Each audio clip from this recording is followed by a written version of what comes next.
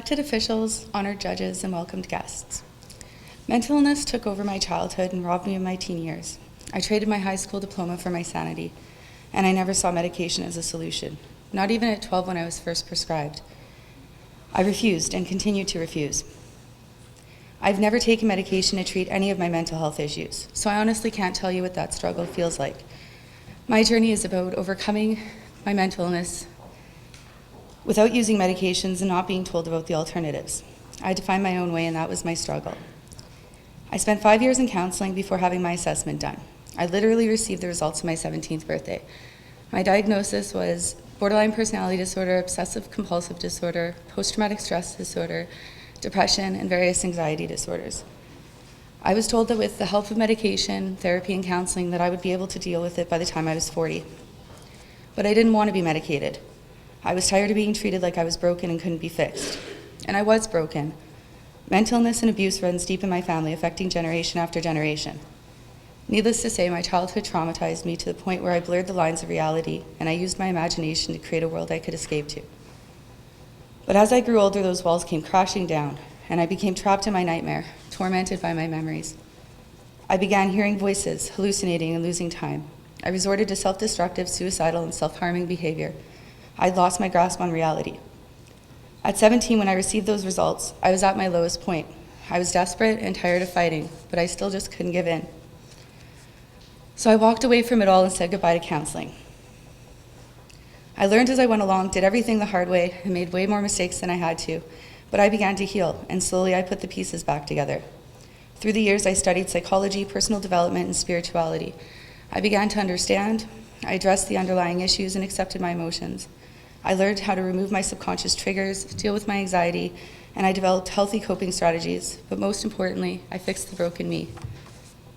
I no longer fear a relapse. I know I am strong enough to handle whatever life throws at me, security I would never have gotten from a pill. And I didn't suppress it, I didn't push it down, I dealt with it. My healing comes from within, and with everything I've learned on my journey, I truly believe medication is not the answer.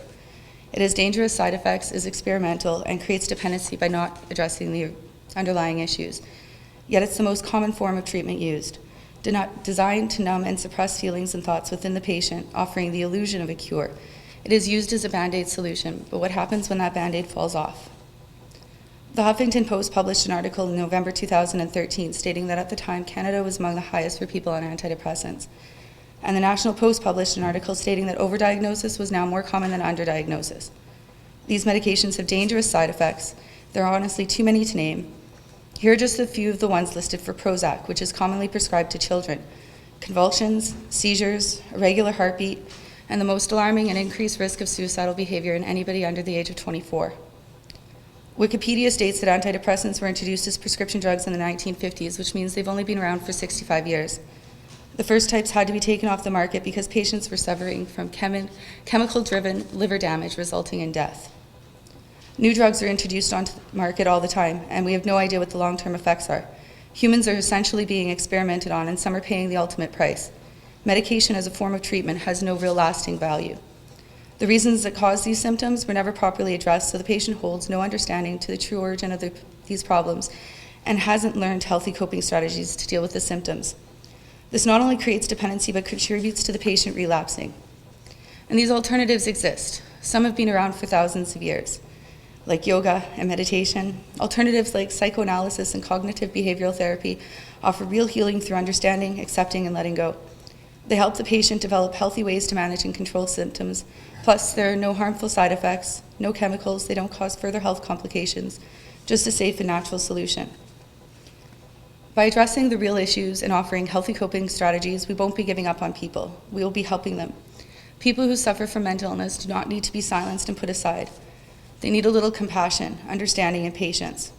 To me, it's obvious when we are dealing with dangerous side effects, an increased risk of suicide, and a lifetime of dependency, it is time to admit failure. And yet, they are being given out like candy, handed to our children, whereas the alternatives that provide real solutions have barriers to them. Patients may not know about them, insurance companies don't always cover them, and some people just can't afford them.